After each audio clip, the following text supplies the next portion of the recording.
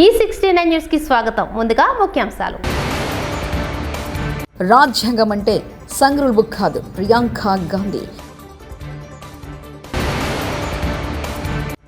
ప్రభుత్వ residential స్కూల్పై CM Revanth ప్రశంసలు. YSRCP MP YS Avinash press meet.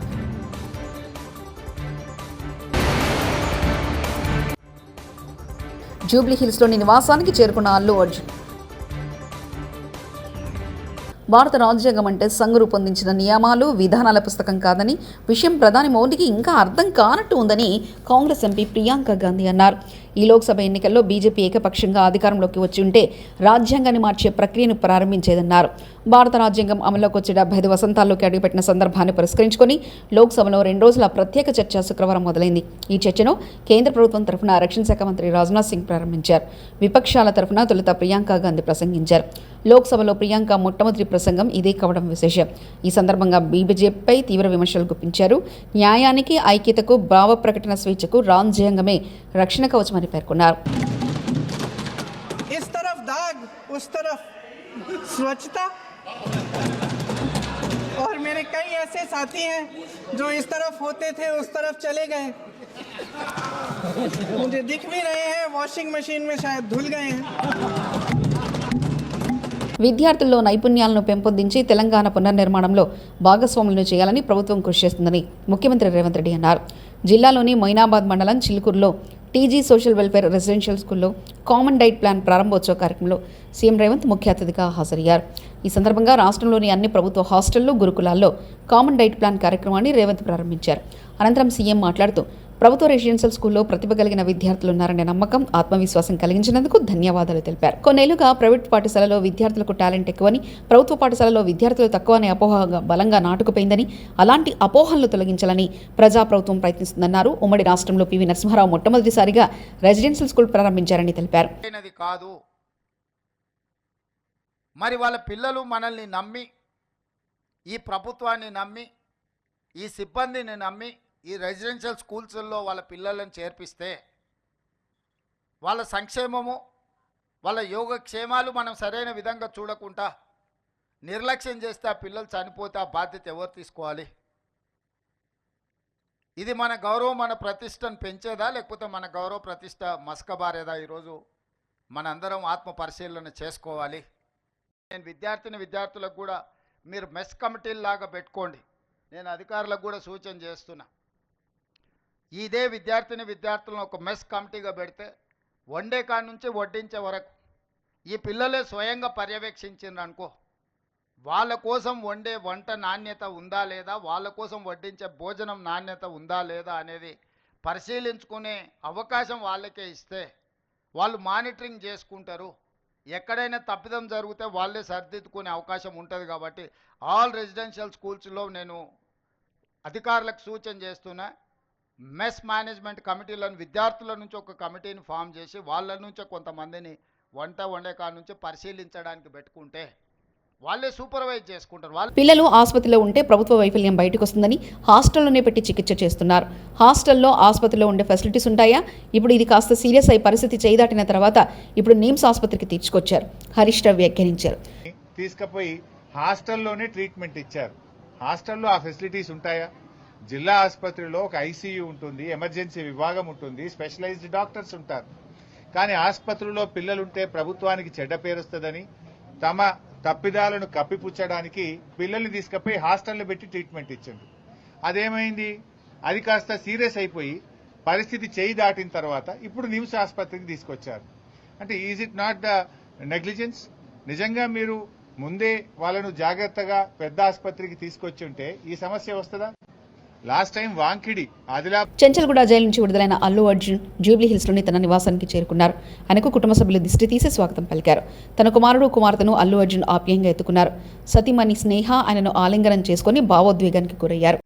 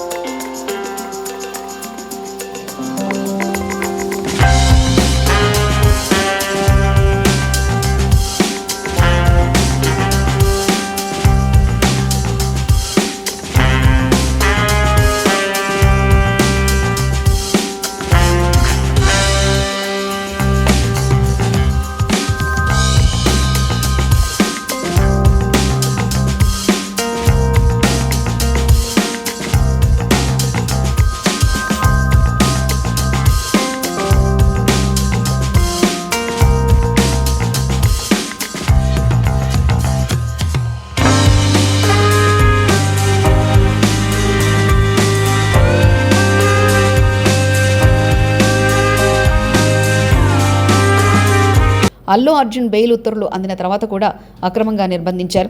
High court bail ఉత్తర్వులు తక్షణం విడుదల చేయాలని స్పష్టంగా ఉన్నా జైలు అధికారులు పాటించలేదు. అందుకు ప్రభుత్వం సమాధానం చెప్పాలి. ఈ అంశంపై తదుపరి న్యాయ ప్రక్రియ కొనసాగుతుందని పేర్కొన్నారు అల్లు అర్జున్ తరపు న్యాయవాది Ashok Reddy. Specific that forthwith the moment you receive the order you have to release an essay. Despite clear order they did not release. Now they have to answer. జైల్లో ఉండకూడదని చెప్పేసి కూడా నా హైకోర్టు ఆదేశాలు ఇచ్చింది. ఉన్నదండి. That కానీ is కూడా ఇప్పుడు ఉన్నది దీని ఏ విధంగా మరి తీసుకుంటారు మీరు? we have to take further steps and legally what is permissible we will take. Sir, what is the kind of, are we going to initiate any legal action? Yes, regarding definitely. Definitely this is an illegal arrest, illegal detention. We will take legal steps and But as of now, he has left from the... yes, he has been released. కష్ట సమయంలో తనకు మద్దతుగా నిలిచిన వారందరికీ నటుడు అల్లు అర్జున్ కృతజ్ఞతలు తెలిపారు. Chanchalguda jail నుంచి విడుదలైన అనంతరం ఆయన నివాసంలో ప్రెస్ మీట్ నిర్వహించారు. ఈ సందర్భంగా ఆయన మాట్లాడారు. So I'd like to tell that I'm a law-abiding citizen. I respect the law and I will cooperate with them and I'll do the needful. And very importantly, I would like to give my condolences once again to the family. It is very, very unfortunate that we went to watch a film and there was an accident, that is totally unintentional. We went to watch a movie and due to an unfortunate accident there's been a loss of a person, and we're always very sorry for whatever's genuinely happened, and it's purely out of my personal control, and I've been doing that for the last 20 years. Last 20 years I've been going to watch my films, and I've been to that place not just only for my film, for my uncle's films. I've been there more than 30 times in my life, and never something like this has ever happened. It is purely accidental, purely unfortunate, and I will be there for the family to support them in whatever way I can. We can never cover the loss of the death of a person, but in whatever possible way I will be there for the family to support them. And once again, I'd like to thank each and every one of you from all over. बहुत शुक्रिया सबके लिए, అందరికీ ప్రతి ఒక్కరికి చూసే ప్రతి ఒక్కరికి ధన్యవాదాలు తెలియజేసుకుంటున్నాను. Thank you. తిరుమల శ్రీవారిని నటుడు వరుణ్ తేజ్ సతీమణి లావణ్యాత్రి పట్టి దర్శించుకున్నారు. శనివారం వీఐపీ ప్రారంభ విరామ దర్శన సమయంలో ఆమె స్వామివారి సేవలో పాల్గొన్నారు. నటుడు నవీన్ చంద్ర కూడా స్వామివారిని దర్శించుకున్నారు. తిరుమల తిరుపతి దేవస్థాన అధికారులు వీరికి స్వాగతం పలికి దర్శన ఏర్పాట్లు చేశారు. దర్శనం అనంతరం వీరికి పండితులు ఆశీర్వచనం చేసి స్వామివారి తీర్థప్రసాదాలు అందజేశారు.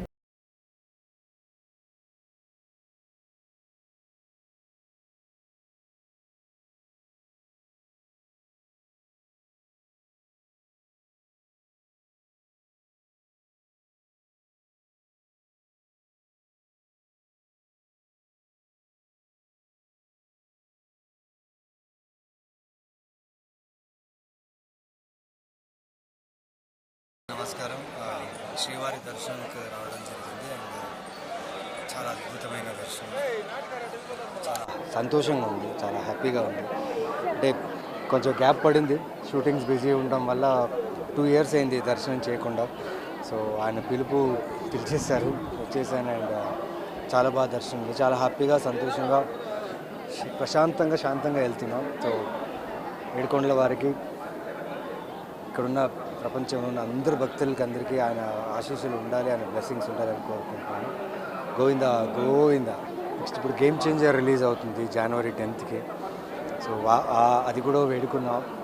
ఆ సినిమా నిజంగా బాగా రిసీవ్ అవ్వాలి, ఆడియన్స్కి బాగా రీచ్ అవ్వాలని చెప్పి. సో ఇంకా వచ్చే నా ఫిల్మ్ 11 కొన్ని సినిమాలు రిలీజ్ కొన్నాం. సో ఆ విషయం కూడా దేవుని కోరుకోవడం జరిగింది. అండ్ ఆయన దయ ఉంటే అన్నీ నాకు అనుకూలంగా జరుగుతాయని అనుకుంటున్నాను. అల్లు అర్జున్ కు మరక అంటించాలని చూసిన ఏ నాయకుడైనా ఏ ప్రభుత్వమైనా సర్వనాశనం అయిపోతారంటూ గంగోత్రి సినిమా రచయిత చిన్ని కృష్ణ వ్యాఖ్యానించారు. అల్లు అరవింద్ గారు కావచ్చు, అల్లు అర్జున్ గారు అంటే నాకు ప్రాణం. నిన్న 12 గంటల దగ్గర నుంచి ఇంతవరకు అన్నం కూడా తినలేదు. చర్ల జైలు నుంచి ఇప్పుడు మళ్ళీ వస్తున్నాను, మళ్ళీ చెప్తున్నాను, అల్లు అర్జున్ గారంటే నాకు ప్రాణం, పంచ ప్రాణాలు. గంగోత్రి అనే గంగా నదిలో స్నానం చేసి హీరో చేసిన వ్యక్తికి మరకలు అంటించడానికి ప్రయత్నం చేసినటువంటి ఏ వ్యక్తి అయినా, ఏ నాయకుడైనా, ఏ ప్రభుత్వం అయినా సర్వనాశనం అయిపోద్ది. గుర్తుపెట్టుకోండి, అతను అల్లు అర్జున్ అనే ఒక అద్భుతమైనటువంటి ఈ దేశానికి, ఈ ప్రపంచానికి ఒక కొత్త నిర్వచనం చెప్పినటువంటి నా హీరో నింద వేయటము, అరెస్ట్ చేయటము అనేది అమానుషం, నీచం, నికృష్టం. ఎందుకంటే అల్లు అర్జున్ గారు కూటమి సర్కార్ పాలనలో వైఎస్ఆర్సీపీ నేతల టార్గెట్ కార్యక్రమాలు కొనసాగుతూనే ఉంది. సాగునీటి సంఘాల ఎన్నికల నేపథ్యంలో రెండో రోజు కూడా కడప ఎంపీ అవినాష్ రెడ్డిని పోలీసులు హౌస్ అరెస్ట్ చేశారు. వైఎస్ఆర్సీపీ నేతలు తాము ఎన్నికలు బహిష్కరిస్తామని చెప్పినా అరెస్టుల పర్వం ఇంకా కొనసాగుతూనే ఉంది. శనివారం తెల్లవారుజామున అవినాష్ రెడ్డి ఇంటికి చేరుకున్న పోలీసులు ఆయన్ని హౌస్ అరెస్ట్ చేశారు. ఈ క్రమంలో అవినాష్ రెడ్డి ఇంటి వద్ద భారీ బందోబస్తు ఏర్పాటు చేశారు. చూస్తూ ఉన్నారు. ఒక్కసారి మీ అందరూ కూడా గమనించండి. సహజంగా ఈ ప్రభుత్వము ఇరిగేషన్ డిపార్ట్మెంటు ఈ ఎన్నికలు కండక్ట్ చేస్తూ ఉంది. ఈ ఎన్నికల్లో ప్రధానంగా ఎవరైనా రైతు కంటెస్ట్ చేయాలి అంటే ఈ ఎన్నికల్లో టీసీ మెంబర్గా కంటెస్ట్ చేయాలంటే ఆ రైతుకు సంబంధించిన నీటి బకాయిలు అప్ టు డేట్ కట్టి ఉండాలా, విఆర్ఓ దగ్గర నోట్ యూజ్ సర్టిఫికేట్ తీసుకొని ఉండాలనేది మ్యాండేటరీ. అవి ఉంటేనే ఆ రైతు పెట్టే నామినేషన్ వ్యాలిడ్ అవుతుంది. అవి లేకపోతే ఆ నామినేషన్ ఇన్వాలిడ్, అంటే చెల్లదు. ఇది ప్రభుత్వం పెట్టిన నిబంధన, తెలుగుదేశం ప్రభుత్వం పెట్టిన నిబంధన ఇది. మరి ఆ నిబంధనలో భాగంగా నిజంగా వీళ్ళు ఎన్నికలు కోరుకునే వాళ్ళైతే విఆర్ఓలు అందుబాటులో ఉండి ఏ రైతు పోయినా కూడా పన్ను కట్టించుకొని నోటీస్ సర్టిఫికేట్ ఇచ్చే విధంగా ఉండాలి. కానీ అదేమీ కాబట్లే వీళ్ళకు. సగం మంది విఆర్ఓలు ఫోన్లు ఆఫ్ చేసుకొని ఉండారు. ఒక్క మాటలో చెప్పాలంటే మొత్తం విఆర్ఓలందరినీ మండల ఆఫీస్కి తరలించారు. అసలు ఏం పని మండల ఆఫీసుల్లో 2 రోజుల పాటు విఆర్ఓలందరినీ మండల ఆఫీసులో పెట్టుకోవాల్సిన అవసరం ఏముంది అని చెప్పి మిమ్మల్ని అడుగుతా ఉన్నా. విఆర్ఓలందరూ కూడా సచివాలయాల్లో, గ్రామ సచివాలయాల్లో అందుబాటులో ఉండాలి.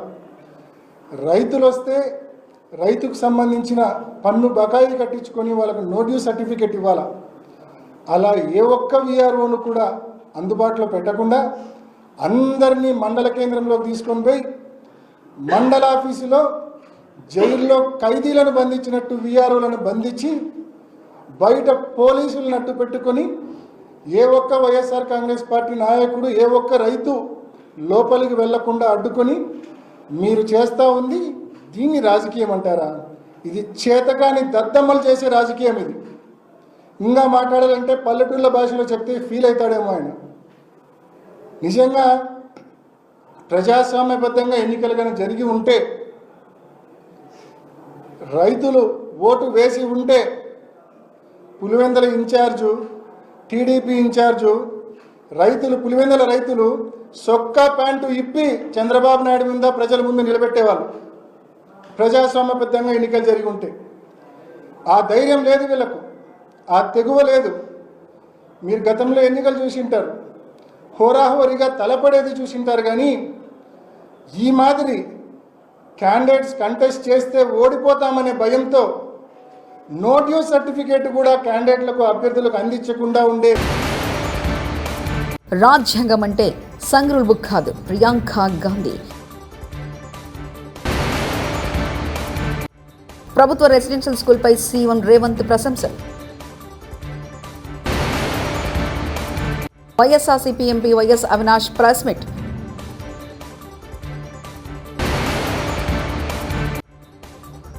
జూబ్లీ హిల్స్లోని నివాసానికి చేరుకున్న అల్లు అర్జున్.